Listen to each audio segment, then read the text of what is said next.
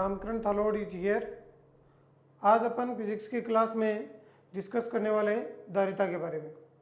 धारिता क्या होती है, अपन धारिता के ऊपर जो प्रीवियस ईयर में क्वेश्चन आए हुए हैं उनको यहाँ पर डिस्कस करेंगे। किस प्रकार से जो रेक्टिफिकेशन वाली चीज़ें हैं उनको अपन ट्रिक से कैसे याद करेंगे, जिनको अपन बार बार याद करते हैं फिर भूल जाते हैं, उनको हमेशा के लिए याद रखने के लिए मैं आपको बहुत अच्छी और इजी ट्रिक बताऊंगा और कहाँ से क्वेश्चन पुटअप हो सकता है, इस प्रकार की चीज़ें आपको मैं इजी वे में यहाँ पर बताऊंगा। तो सबसे पहले धारिता। धारिता क्या होती है? जब भी किसी चालक को आवेश दिया जाता है तो वो आवेश, जब भी किसी चालक को आवेश दिया जाता है तो वह आवेश उसके विभव में वृद्धि के समानुपाती होता है, अर्थात Q समानुपाती होता है V। यहाँ पर समानुपाती स्थिरांक को उठाते हैं, C आ जाता है तो Q बराबर CV। तो यहाँ पर C है वो है कहलाता है चालक की धारिता। तो चालक की धारिता C बराबर हो गया Q/V। यहाँ पर इंपॉर्टेंट चीज़ तो ये है, कोई भी विलगित चालक होगा तो विलगित चालक की जो धारिता है, विलगित चालक की जो धारिता है वो C और V पर निर्भर नहीं है।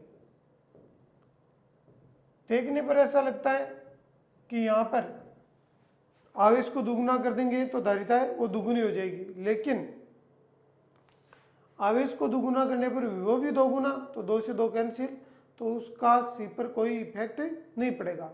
तो यहाँ से ये एक तो इम्पोर्टेंट चीज़ है जो हमेशा फिजिक्स में याद रखनी है कि इस प्रकार से जब भी कोई समानुपाती स्थिरांक की जगह कोई राशि आती है तो उस सूत्र में प्रयुक्त होने वाली राशियों पर वो निर्भर नहीं करती है। आगे भी ऐसा बहुत जगह होगा, जैसे इससे अगले चैप्टर में ओम का नियम आएगा, फिर अपन प्रतिरोधकता पढ़ेंगे तो वहाँ पर भी ऐसा होगा कि समानुपाती स्थिरांक की जगह जो भी कोई राशि आई है वो उस सूत्र में प्रयुक्त होने वाली राशियों पर निर्भर नहीं करेगी। तो यहाँ पर जो चालक की धारिता है वो किन कारकों पर निर्भर करेगी वो नेक्स्ट पॉइंट में आएगा। तो यहाँ से पहले इसका मात्रक और विमा देखते हैं अपन। तो C है वो पहली बात, तो जो धारिता है वो राशि कौन सी हुई, अदिश। फिर यहाँ से इसका मात्रक हुआ कूलाम पर वोल्ट, कूलाम पर वोल्ट, जिसको क्या कहते हैं, फेरेड। यहाँ पर ये जो फेरेड है वो इसका SI मात्रक है। CGS मात्रक हुआ 1 state coulomb upon 1 state फेरेड, sorry 1 state volt, और इक्वल्स टू हुआ 1 स्टेट फेरेड। और इसको सॉल्व करने पर पीछे वाले चैप्टर में अपन पढ़ चुके हैं कि स्टेट कूलाम और स्टेट वोल्ट की जो भी यूनिट होती हैं उनको रखने पर ये इसका रिलेशन आता है 1 फेरेड इक्वल्स टू 9 इंटू 10⁻11 स्टेट फेरेड। जो स्टेट कूलाम है इसका मान तो लगभग के याद रहता है एनी टाइम। स्टेट वोल्ट का मैं आपको जरूर वापस बता देता हूँ। तो 1 वोल्ट इक्वल्स टू, क्योंकि ये बहुत कम यूज होता है, 1/300 स्टेट वोल्ट। तो ये इसका CGS मात्रक हो गया। जो फेरेड है वो बहुत कम काम में लिया जाता है क्योंकि ये धारिता का बहुत बड़ा मात्रक है, तो इसकी जगह अपन पूर्व लगा करके छोटे मात्रक काम में लेते हैं। जैसे 1 microfarad equals to 10⁻6 farad, 1 nanofarad equals to 10⁻9 farad, 1 picofarad equals to 10⁻12 farad. अधिकांश ये मात्रक के अपन काम में लेते हैं। जो धारिता है उसको अपन परिभाषित कैसे कर सकते हैं, तो यहाँ पर अपन क्या करते हैं, 1 वोल्ट यूज ले लो। तो यदि V बराबर 1 वोल्ट, तो बोलो C बराबर कितना आया, Q। तो किसी भी चालक के विभव में 1 वोल्ट वृद्धि करने के लिए आपको जितना भी आवेश देना पड़ता है वही उसकी धारिता कहलाता है। अब धारिता है वो किन कारकों पर निर्भर करती है? तो किसी भी चालक की धारिता उसके आकार पर निर्भर करती है, उसकी आकृति पर निर्भर करती है। नेक्स्ट उसके चारों ओर का जो माध्यम है उसके ऊपर निर्भर करती है। उसके समीप अपन कोई यदि परावैद्युत माध्यम रख देते हैं तो उससे भी उसकी धारिता चेंज हो जाती है। तो इन कारकों पर यह निर्भर करती है। अपन विलगित गोलीय चालक की धारिता की बात करते हैं। तो गोलीय चालक की धारिता अपन ने पढ़ रखा है कि कोई गोलीय चालक है, गोला है, तो उसकी सतह पर जो विभव होता है वो ये होता है V बराबर के क्यू बट्टा आर, और के की वैल्यू पुट कर देते हैं तो ये हो गया है क्यू बट्टा 4 पाई एप्सिलॉन नॉट आर। अपन ने सी का मान ये पढ़ ही रखा है तो यहाँ पर ये मान पुट कर दो, तो सी बराबर क्यू अपॉन वी का मान रख दो। वी का मान है क्यू और 4 पाई एप्सिलॉन नॉट आर, ये कैंसिल हो गया तो सी बराबर 4 पाई एप्सिलॉन नॉट आर। जैसा मैंने अभी बताया किसी भी चालक की धारिता है वो उसके आकार पर निर्भर करती है। यहाँ पर ये तो कांस्टेंट हो गया, तो कांस्टेंट क्वांटिटी को अपन हटा देते हैं। ये फिजिक्स की पहली ट्रिक है जो प्रीवियस चैप्टर में मैं आपको बता चुका हूँ। तो यहाँ से इसको हटाएंगे तो ये हो गया सी समानुपाती आर। ये आर है त्रिज्या, गोलीय चालक की त्रिज्या, तो आर में वृद्धि करने पर उसकी धारिता में वृद्धि होने वाली है। अब यहाँ पर यह आता है कि जब भी किसी भी चालक को आवेश दिया जाता है तो उसके विभव में वृद्धि होती क्यों है? इस क्यों का आंसर अपन को देखना है, क्यों होती है वृद्धि। तो इसको समझो, जब भी किसी चालक को आवेश दिया जाता है तो यह एक सतत प्रक्रिया, स्टेप बाय स्टेप प्रोसेस है। किसी भी चालक को ऐसा नहीं है एक साथ ये आवेश दे दिया, स्टेप बाय स्टेप प्रोसेस है। तो जब अपन किसी चालक को मान लीजिएगा प्लस आवेश दे रहे हैं तो प्लस आवेश देंगे तो जो पहले से उपस्थित प्लस आवेश है वो नए प्लस क्यू को प्रतिकर्षित करेगा। तो ये प्रतिकर्षित करेगा और फिर भी अपन को इस आवेश को देना है चालक को, तो इसके लिए अपन को कार्य करना पड़ेगा। तो कार्य होता है वो स्थितिज ऊर्जा के रूप में संचित हो जाता है, तो U बराबर हो जाता है QV। तो जितना ज्यादा कार्य करेंगे ये U समानुपाती हो जाता है Q के। तो जितना ज्यादा कार्य करेंगे, सॉरी क्यों तो हट गया, U समानुपाती V। तो जितना ज्यादा कार्य करेंगे विभव में उतनी वृद्धि हो जाएगी। तो इस प्रकार से अपन समझ सकते हैं कि किसी चालक को आवेश देने पर किस प्रकार से उसके विभव में वृद्धि होती है। नेक्स्ट, पृथ्वी भी क्या एक गोलीय चालक है, तो उसकी धारिता क्या होती है? तो पृथ्वी की धारिता के यहाँ पर दो मान है, एक सैद्धांतिक है और दूसरा प्रायोगिक।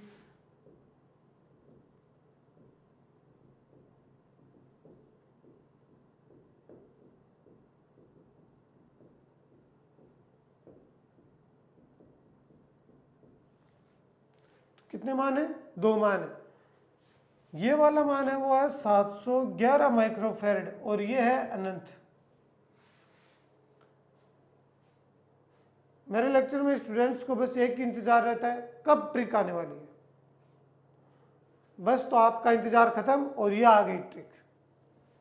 आप क्या करते हैं, इन दोनों मान को बहुत बार रटते हैं लेकिन एग्जाम टाइम में फिर भूल जाते हैं कि सैद्धांतिक है वो 711 है या प्रायोगिक है वो 711 है। तो आपका इंतजार खत्म हुआ, आज के बाद कभी नहीं रटना है। बस ऐसे चुटकियों में अपन आपको फिजिक्स टिप्स पे याद कराने वाले हैं। तो क्या ट्रिक कहती है अपनी, देखो ये कौन सा मान है? सैद्धांतिक, और यहां पर मान आया 711। जैसे मैंने अभी बताया फेरेड बड़ा मात्रक है तो अपन माइक्रोफेरेड, नैनोफेरेड ये काम में लेते हैं। देखिए आपके सामने ये आ गया, सेल्सियस से मैच कर गया ये, सेल्सियस से मैच कर गया। तो सैद्धांतिक मान 711 है। तो अपने आप ही प्रायोगिक कितना बच गया, अनंत। बस हो गया अपना काम। नेक्स्ट, जब भी अपन धारिता के बारे में पढ़ते हैं तो धारिता के लिए सबसे पहले पॉइंट आता है संधारित्र। संधारित्र क्या होता है? तो देखो संधारित्र क्या होता है।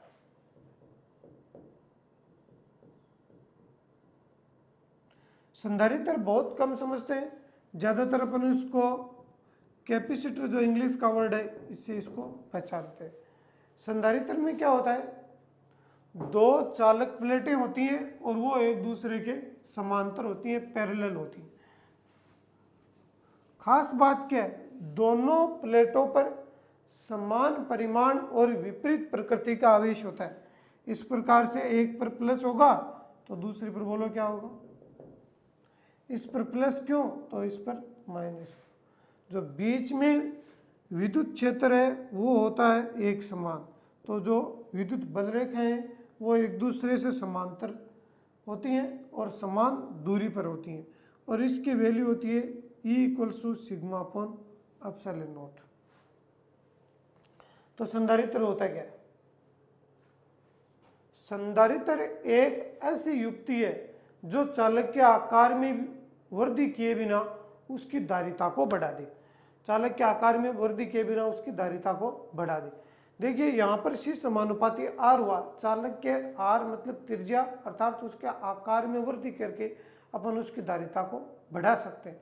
लेकिन ये तो एक जनरल मेथड हुआ। अपन यहाँ पर क्या चाहते हैं कि आकार में तो वृद्धि करे नहीं और फिर भी उसकी धारिता को बढ़ा दें। टेक्निक तो वही हुई, ये तो एक जनरल मेथड हुआ, तो अपने को तो साइंस में टेक्निक से ही काम में लेना पड़ेगा। तो किसी चालक की धारिता को आकार में वृद्धि किए बिना कैसे बढ़ा सकते हैं, तो देखो इसको एक जनरल एग्जाम्पल से समझते हैं अपन। मान लो कोई व्यक्ति है, वो डेली 4 रोटी खाता है, आपको किसी दिन उसको 4 की जगह 6 रोटी खिलानी है। वही रोटी जो डेली खाता है उसी आकार की, उतनी मोटाई की, उसी प्रकार से सिकी हुई वही शैली, लेकिन आपको कितनी खिलानी है उसको, 6। बोलो सर ये कैसे पॉसिबल है, जब डेली 4 ही खा रहे तो 4 ही खाएगा, लेकिन ऐसा नहीं, 6 खिलानी है। देखो क्या करो, आप उस व्यक्ति को उसके एकदम खास दोस्त के साथ बैठा दो। खास दोस्त तो समझ ही रहे हो, इतने एडल्ट तो हो चुके हो, एकदम उसका खास दोस्त, उसके साथ उसको बैठा दो और उसकी मनचाही रेस्टोरेंट में उसको खाना खिलाओ। सामने बैठा दिया, चेयर पर आमने सामने बैठे हुए, खास दोस्त है उसको ऐसे खिला रहा है, सामने से वो एकदम पतले पतले हाथों से इसको खिला रहा है, खास दोस्त। तो अब पता थोड़ी चलता है कि 4 रोटी खाई कि 8 खाई। तो इस प्रकार से अपन ने क्या किया, दूसरे चालक को पहले के नजदीक रखा है और उससे उसकी धारिता में क्या हुई, वृद्धि। तो इस एग्जाम्पल से आप समझ सकते हो। नेवी एयरफोर्स में बहुत सारे स्टूडेंट्स के अंडरवेट का रेफर आता है, तो ऐसे उसकी खुराक बढ़ जाएगी और बहुत कम दिन में 21 दिन का जो टाइम मिलता है उसमें जल्दी ग्रोथ कर जाएगा। और ध्यान दें वो जिनका ओवरवेट है, ओवरवेट वाले क्या करें, उन दोनों को पार्टी दे और चेयर डाल करके 20 फुट दूर बैठ जाए, बस उनको देखे ऐसे, अपने आप बिना किसी एक्सरसाइज के बहुत जल्दी वेट कम हो जाएगा। तो दोनों के हो गया बेनिफिट, दोनों फिट हो जाएंगे नेवी एयरफोर्स में। तो वैसे यहाँ से अपन, ये कोई एक चालक होता है, उसके नज़दीक दूसरा अनावेशित अर्थात उदासीन चालक रखते हैं, तो प्रेरण के कारण इस पर जितना प्लस आवेश है उतना इस पर माइनस आवेश आ जाता है। जितना इस पर प्लस है उतना ही इस पर क्या आ जाता है, माइनस। अब इसकी धारिता में वृद्धि कैसी होती है, इससे विभव में कमी हो जाती है और धारिता के मान में क्या हो जाती है, वृद्धि। अब यहाँ पर अपन एक पॉइंट की बात करते हैं कि संधारित्र का आवेश और वो होता है प्लस क्यू, लेकिन बात कर देते हैं संधारित्र के नेट आवेश की। का नेट आवेश बराबर हो जाता है 0, क्योंकि जितना प्लस है उतना ही क्या है माइनस, तो संधारित्र का नेट आवेश 0 होता है। और जब बात आती है संधारित्र का आवेश तो वो केवल धनात्मक प्लेट का आवेश है वही लिया जाता है। तो संधारित्र हुआ क्या एक्चुअल में, ये एक आवेश संग्रहण की युक्ति है, आवेश संग्रहण की युक्ति है।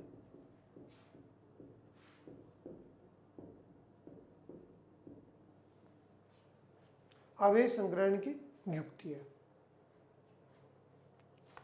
यहां पर अपन देख रहे हैं कि एक समान विद्युत क्षेत्र उत्पन्न होता है, तो अपन ये भी कह सकते हैं यह इसका ये काम हो गया, एक एडिशनल वर्क हो गया, एक समान विद्युत क्षेत्र उत्पन्न भी करता है, एक समान विद्युत क्षेत्र उत्पन्न करता है। तो जब भी अपन को कहीं पर एक समान विद्युत क्षेत्र उत्पन्न करने की जरूरत होती है तो वहां पर अपन संधारित्र का उपयोग करते हैं। जिस प्रकार से एक समान चुंबकीय क्षेत्र उत्पन्न करने के लिए अपन परिनाली का यूज लेते हैं, एक समान विद्युत क्षेत्र के लिए अपन क्या यूज लेते हैं, संधारित्र यूज लेते हैं। तो हो गया अपना काम। किसी चालक के आकार में वृद्धि के बिना अपन ने धारिता बढ़ा दी, तो आवेश ग्रहण करने की और एक समान विद्युत क्षेत्र उत्पन्न करने की ये एक युक्ति हो गई। यहाँ पर प्लेटों के मध्य जो बल लगेगा उसका मान कितना होगा, तो देखो एक प्लेट दूसरी प्लेट पर बल लगाएगी, तो अपन ने इससे पहले वाले लेक्चर्स में पढ़ा था कि विद्युत बल का सूत्र होता है F बराबर Q इंटू ई। यहाँ पर विद्युत क्षेत्र में दोनों प्लेटों का बराबर योगदान है, और एक प्लेट के कारण जो विद्युत क्षेत्र होता है वो इसका जस्ट आधा होता है, तो आधा हो गया, तो सिग्मा अपॉन कितना हो गया 2 एप्सिलॉन नॉट हो गया। कैसे समझेंगे वो देखो, इस प्लेट पर जो बल लगेगा इसके विद्युत क्षेत्र के कारण लगेगा, तो इस प्लेट का यहाँ पर विद्युत क्षेत्र कितना है, सिग्मा अपॉन 2 एप्सिलॉन नॉट है। प्रत्येक प्लेट का जो क्षेत्रफल है वो a है और दोनों के बीच की जो दूरी है वो d है। तो यहाँ पर अपन यदि सिग्मा जो पृष्ठ आवेश घनत्व होता है उसका मान रखें, जो कितना होता है q बाई ए होता है, तो F बराबर q अपॉन 2 एप्सिलॉन नॉट और सिग्मा की वैल्यू आ गई q बाई ए, तो F बराबर आ गया q square upon 2 epsilon not a. ये इस बल का मान आ गया जो एक प्लेट दूसरी प्लेट पर आरोपित करने वाली है।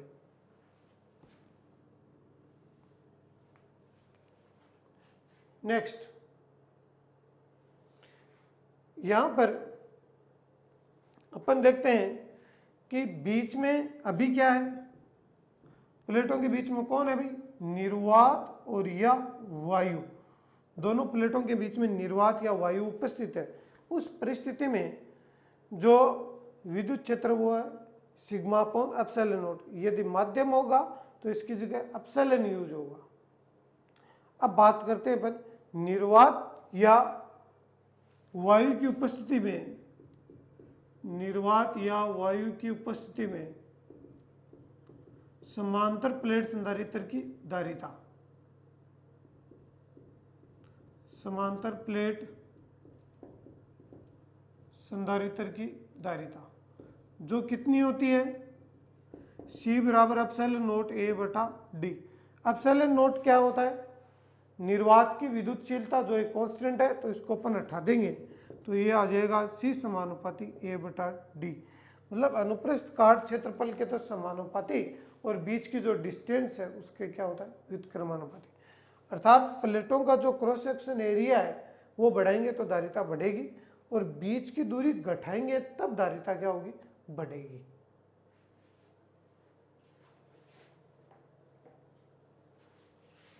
तो यहां तक क्लियर होगा सबको। पराविद्युत पदार्थ एक तरह के से ये कुचालक पदार्थ ही होते हैं, लेकिन जब इन्हें बाह्य विद्युत क्षेत्र में रखा जाता है तो ये बिना धारा प्रवाह किए ये उस माध्यम में परावैद्युत गुण के कारण जो विद्युत क्षेत्र उत्पन्न होता है उसके मान को परिवर्तित करते हैं। तो ऐसे कुचालक पदार्थ जिनको बाह्य विद्युत क्षेत्र में रखने पर इनकी विद्युत प्रवृत्ति चेंज हो जाती है, उनको अपन क्या कहते हैं, पराविद्युत पदार्थ कहते हैं। इनका जो पराविद्युतांक होता है उसको K और एप्सिलॉन R से रिप्रेजेंट किया जाता है। इसमें एक वर्ड और आता है पराविद्युत भंजन या पराविद्युत सामर्थ्य।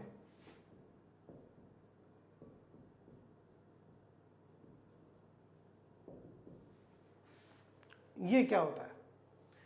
ये विद्युत क्षेत्र का वह अधिकतम मान है जिसे कोई पदार्थ बिना आयनित हुए ग्रहण सहन कर सकता है, बिना आयनित हुए। इससे अधिक मान पर पदार्थ आयनित हो जाता है, उसमें आयन बन जाते हैं, धन आयन और ऋण आयन। इससे पहले तक उसमें आयन नहीं बनते। तो इसका वायु के लिए अधिकतम मान ही है 3 × 10⁶ वोल्ट पर मीटर। इससे अधिक मान पर वायु है वो आयनित हो जाती है। यही कारण है, आपने देखा होगा ये हाई टेंशन लाइन गुजरती हैं जो बहुत ऊंचे टावर वाले, उनके पास अपन ने देखा है चटर ऐसे इस प्रकार के जो साउंड जनरेट होती है, उसका रीजन यही है, पराविद्युत भंजन। क्या होता है, इस विद्युत क्षेत्र पर 3 × 10⁶ वोल्ट पर मीटर पर वहाँ वायु है वो आयनित हो जाती है, जिससे क्या होता है, वाष्पीकरण होने लगता है कि वहाँ की वायु का, और उसका वाष्पीकरण होने के कारण वो आवाज़ उत्पन्न होती है। तो इसको बोलते हैं पराविद्युत भंजन या पराविद्युत सामर्थ्य। यहाँ पर अपने पास धारिता पर पराविद्युत माध्यम का प्रभाव देखना है। तो धारिता पर पराविद्युत माध्यम का प्रभाव कैसे, जो संधारित्र है उसकी प्लेटों के बीच में पराविद्युत माध्यम बनेंगे। एक तो है आंशिक रूप से बनने पर, एक है पूर्ण रूप से।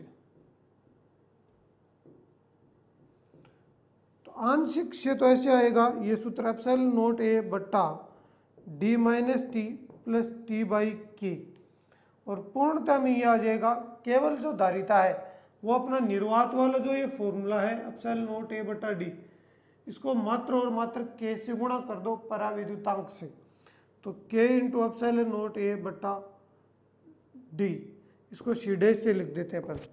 तो यहाँ पर ये निर्वात की उपस्थिति में धारिता है ही, तो c' बराबर आ गया c × k, मतलब निर्वात की जो धारिता है उसका k गुणा हो जाएगा। यहाँ पर अपने पास यदि जो पराविद्युत माध्यम है उसकी जगह इस प्रकार से अपन संधारित्र की प्लेटों में ये कंडीशन ले रहे हैं अपन, यहाँ पर ये t मोटाई की कोई पट्टिका है और इसके अलावा जो भी है बीच में ये d-t दूरी में निर्वात या वायु है। यदि ये t मोटाई की जो पट्टिका है वो पराविद्युत पदार्थ के न लेकर के और अपन धातु की रख दें, तो धातुओं का पराविद्युतांक आपने पहले ही पढ़ रखा है, कितना होता है, अनंत। तो यहाँ पर ये वैल्यू k की जगह अनंत पुट करेंगे, तो t मोटाई की धात्विक पट्टिका रखने पर, तो धात्विक पट्टिका रखेंगे तो यह आ जाएगा c बराबर ε0A/d-t। इस प्रकार से यदि ये वाली कंडीशन अपन इसमें भी लगा दें, इसके नीचे इसको लिखना है और इसके नीचे ये लिखना है, पूर्णतः पराविद्युत माध्यम भर दें, तो ये धारिता कितनी हो जाएगी, अनंत। इसमें क्या कंडीशन लेनी है कि पूर्णतः धातु से भरने पर, और दूसरा ये भी कर सकते हैं, या दोनों प्लेटों को तार से जोड़ने पर। यदि धात्विक तार से जोड़ भी दें तो ये भी धारिता कितनी हो जाएगी, c बराबर अनंत ही हो जाएगा। उस स्थिति में भी धारिता कितनी हो जाएगी, अनंत हो जाएगी। अपने पास यहाँ पर नेक्स्ट पॉइंट आता है कि अपन संधारित्र की प्लेटों को मध्य जो रिक्त स्थान है उसमें ऊर्जा संचित हो जाती है। क्या संचित हो जाती है? ऊर्जा। तो संधारित्र में संचित ऊर्जा, संधारित्र में संचित कौन सी ऊर्जा? विद्युत स्थितिज ऊर्जा। तो ये U बराबर ये फॉर्मूला होता है 1/2 CV² बराबर 1/2 QV या Q² अपॉन 2C। ध्यान दें तीनों फॉर्मूले इंपॉर्टेंट हैं, तीनों फॉर्मूले यूज आने वाले हैं। कब कौन सा यूज करना है ये कंडीशन पर डिपेंड करेगा।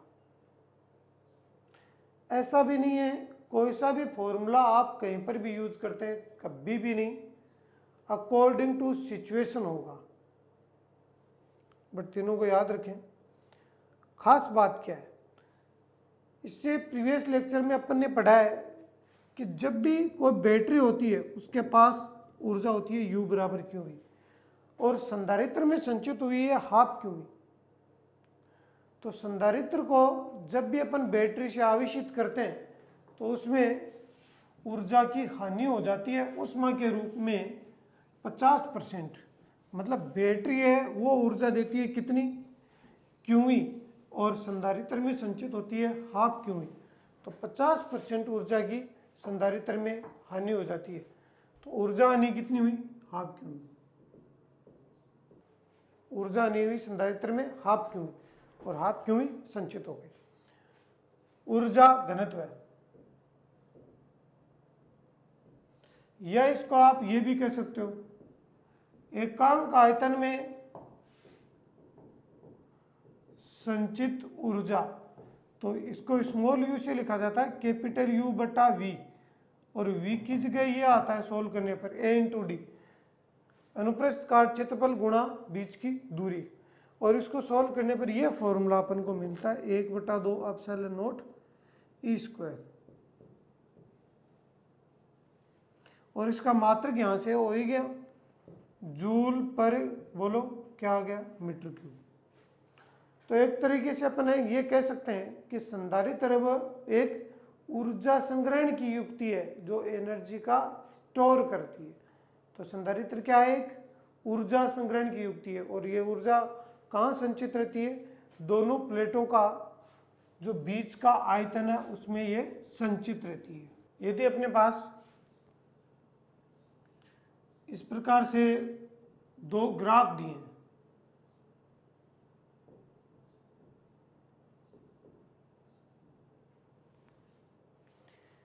पहला ए संधारित्र के लिए और दूसरा बी संधारित्र के लिए। अपन से पूछता है कौन से संधारित्र की धारिता अधिक है। तो देखिए कैसे करते हैं। अपन ने पढ़ रखा है कि C बराबर होता है Q/V। तो ये θ1 ले लेते हैं और ये θ2 ले लेते हैं। तो tan θ बराबर बोलो क्या आएगा? tan θ1 बराबर आएगा Q/V और इसकी जगह हो गया C1। तो tan θ1 बराबर आया C1। तो ऐसे tan θ2 बराबर आएगा C2। तो θ1 इज लेस देन θ2, अतः C1 is less than C2। मतलब कौन से की धारिता अधिक हुई? C2 की धारिता क्या हुई? अधिक हुई। अब जब संधारित्र को आवेशित करने के लिए अपन बैटरी लगाते हैं तो लगाने पर और बैटरी हटाने पर उसके ऊपर क्या प्रभाव पड़ेगा? तो अपन ने अभी पढ़ा था कि बीच में पराविद्युत माध्यम भर देते हैं तो धारिता में वृद्धि हो जाती है। यहां पर अपन ने दो कंडीशन ली, बैटरी जुड़ी रहे और हटा दे। तो धारिता है वो दोनों स्थितियों में ये होने वाली है C' बराबर K/C और यहाँ पर भी C' बराबर K/C। पहले वाली धारिता का कितना गुणा? K गुणा। अब यहाँ पर एक राशि नियत रहेगी, वो राशि उसमें परिवर्तित होगी और वहाँ को दूसरी राशि नियत रहेगी। कौन सी राशि यहाँ नियत रहेगी उसको याद रखें, उसके अल्टरनेट से वो दूसरी अपने आप आ जाएगी। तो देखो यहाँ पर ट्रिक, ये एक ऐसी टेबल है जिसमें सॉरी,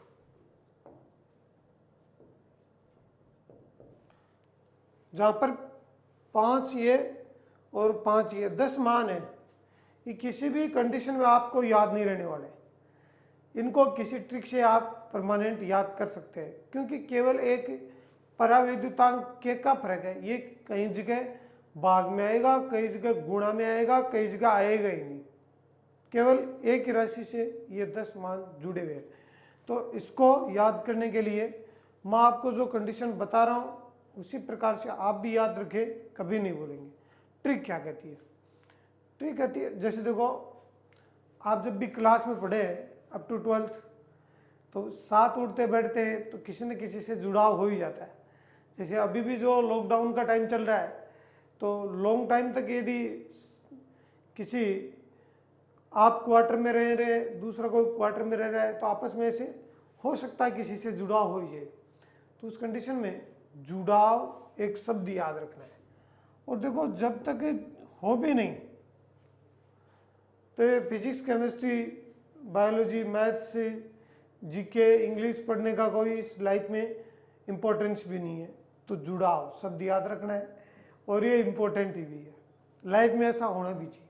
तो जुड़ाव शब्द याद रखना है। तो बैटरी जुड़ी रहे, जुड़ी रहे तो वह का मतलब है विभव नियत है। बैटरी जुड़ी रहे तो कौन नियत है? विभव। तो यहां पर विभव नियत है, मतलब V डैश बराबर V है। तो अपने पास संधारित्र में 3 ही तो राशि आती है, C बराबर Q अपॉन V। तो C चेंज हो गया, V का मान आ गया, तो उसमें कौन नियत हो गया? आवेश। कौन नियत हो गया? आवेश। तो इसमें आ गया Q डैश बराबर Q, मतलब आवेश नियत है। तो बैटरी हटा देंगे तो आवेश नियत है, और बैटरी जुड़ी रहेगी, जुड़ाव, तो जुड़ी रहेगी तो कौन नियत है? विभव नियत है। बस अपना काम हो गया। 10 क्वेश्चन एक ही वर्ड से हो गया कमाल, एक ही वर्ड से 10 क्वेश्चन। और मिस्टर ये क्वेश्चन पूछा हुआ है कि जब बैटरी जुड़ी रहे तो संधारित्र की प्लेटों के मध्य विद्युत क्षेत्र क्या होगा, और देखते देखते इसका आंसर आपके सामने आने वाला है। तो देखो नेक्स्ट, अब यहां पर देखो फिजिक्स का पहला कंसेप्ट, पहली ट्रिक क्या कहती है? नियत राशि को हटा दो, नियत राशि को आपको नहीं लिखना है। तो देखो C बराबर Q अपॉन V, इसमें नियत कौन है? V, तो V हट गया, तो V हटते ही ये फॉर्मूला क्या बन गया? C समानुपाती Q, मतलब Q का आंसर C के आधार पर ही आएगा। तो Q डैश बराबर C में क्या कहाँ है? गुणा में, तो Q में भी कहाँ आएगा? गुणा में। तो Q डैश बराबर बोलो Q इंटू K हो गया। नेक्स्ट इधर आओ, तो अपने पास फॉर्मूला क्या है? C बराबर Q अपॉन V, इसमें नियत कौन है? आवेश, तो आवेश को उठा दो, तो C समानुपाती 1/V। C और V व्युत्क्रमानुपाती हो गए, तो C में के कहाँ है? गुणा में, तो V में कहाँ आएगा? भाग में, तो V डैश बराबर V/K। दोबारा बता दे रहा हूं, नियत राशि को उठाना है, तो इसमें नियत कौन है? आवेश, तो उठ गया, C समानुपाती 1/V आ गया। तो C में के कहाँ है? गुणा में, तो V में कहाँ आएगा? भाग में आएगा। नेक्स्ट क्या कहते हैं कि विद्युत क्षेत्र का मान क्या होगा? तो विद्युत क्षेत्र क्या होता है? E, तो E बराबर V/D। तो नियत कौन है?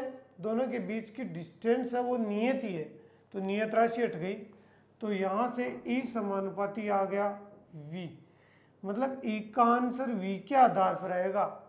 तो यहाँ पर विद्युत क्षेत्र E डैश बराबर E, ये आया हुआ है भाई, ये क्वेश्चन आया। यहां से E का आंसर V के आधार पर आएगा, तो V में के कहाँ है? भाग में, तो E डैश बराबर E/K। कंफ्यूज करने वाला है ये। अभी अपन ने ऊर्जा के 3 फॉर्मूले पढ़े, 3 में से यहां कौन सा यूज ले? आपको तीनों आते हैं, लेकिन काम में कौन सा ले? काम में कौन सा ले। तो देखो अपने पास ऐसा फॉर्मूला होना चाहिए जिसमें Q भी आ जाए और V भी आ जाए। तो एक जगह Q हट जाएगा, एक जगह V हट जाएगा। तो अपने पास फॉर्मूला है ऊर्जा का 1/2 QV। तो यहाँ नियत कौन है? V, तो V को उठा दो और 2 खुद नियत है, तो फॉर्मूला क्या बन गया? U समानुपाती Q। मतलब U का आंसर Q के आधार पर आएगा। तो Q में K कहाँ है? गुणा में, तो U डैश बराबर U इंटू K। ठीक है। नेक्स्ट यहां पर कौन हटेगा? V हटेगा। इसमें V हट गया, तो इसमें कौन हटेगा? आवेश। आवेश हटते U समानुपाती क्या है बोलो? V। तो U डैश बराबर V के आधार पर, V में के कहाँ है? भाग में, तो इसमें भी U डैश बराबर U बाई के। इस प्रकार से अपन देखते हैं कि किस प्रकार से परावैद्युत माध्यम रख करके बैटरी हटाते हैं, जोड़ दें तो क्या प्रभाव पड़ता है। क्वेश्चन कैसे आता है एग्जाम में वो देखें। संधारित्र की प्लेटों के मध्य परावैद्युत माध्यम भर दें और बैटरी जुड़ी रहे तो विद्युत क्षेत्र क्या होगा। संधारित्र की प्लेटों के मध्य परावैद्युत माध्यम भर करके बैटरी हटा दें तो संचित ऊर्जा कितने गुना घटेगी या बढ़ेगी। जैसे परावैद्युतांक है 2, तो ऊर्जा कितनी हो जाएगी? आधी। U डैश बराबर U बाई 2। इस प्रकार से ये 10 क्वेश्चन इस एक छोटे से वर्ड से आपके सॉल्व हो जाएंगे। ठीक है, आज के लिए इतना ही। Thank you, have a nice day.